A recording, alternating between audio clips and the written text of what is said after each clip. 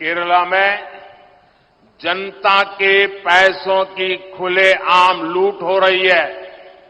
ये लोग भ्रष्टाचार के नए नए मॉडल लेकर आते हैं। जनता का एवरी सिंगल रुपया लूटना चाहते हैं। कुरुवन्नूर कोऑपरेटिव बैंक स्कैम लेप की लूट का एक ऐसा उदाहरण है। हर कोई जिससे परेशान है।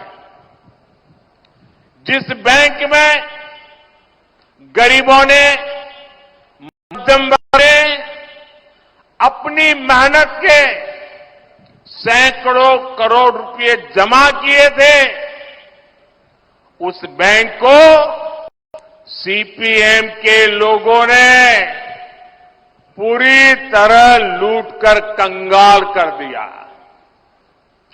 ये जो गरीबों ने, मध्यम वर्ग ने बैंक में पैसे रखे थे, क्योंकि घर में बेटी की उम्र बढ़ रही थी, उन्होंने सोचा कि बेटी की शादी करवानी है, बैंक में पैसे जमा कराएं, कुछ ब्याज मिलेगा, पैसे बढ़ेंगे और जब शादी का समय आएगा तो बेटी के काम आएगा।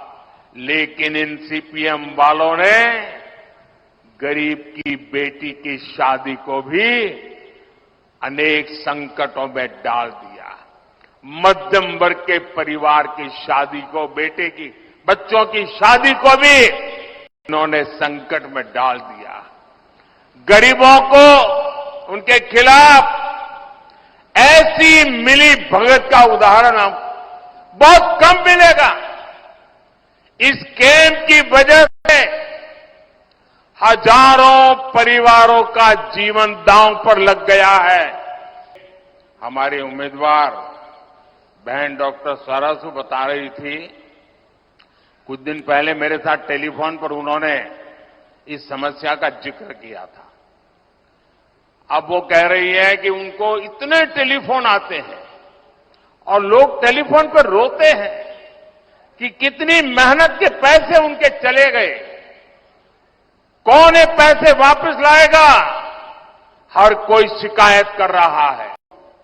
यहां सीपीएम के मुख्यमंत्री 3 साल से लगातार झूठ बोल रहे हैं कि इस कोऑपरेटिव स्कैम के पीड़ितों को उनका पैसा वापस मिलेगा।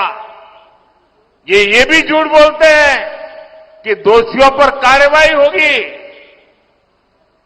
ये आपका सेवक मोदी है जिसने इस केस की जांच करवाई।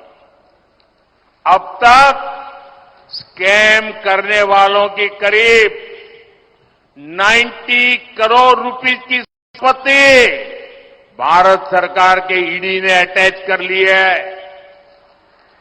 मैं इस बारे में कानूनी सलाह ले रहा हूं कि कैसे जिनके पैसे डूब गए हैं, ऐसे गरीबों को उनका पैसा वापस कैसे करूं, ये 90 करोड़ रुपया उनको कैसे बांट दो।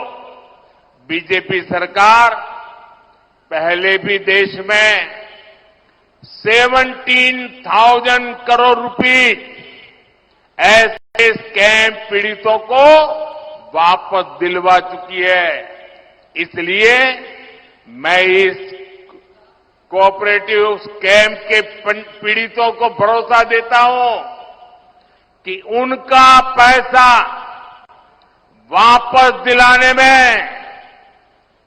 भाजपा और मेरी सरकार कोई कसर बाकी नहीं छोड़ी जाएगी।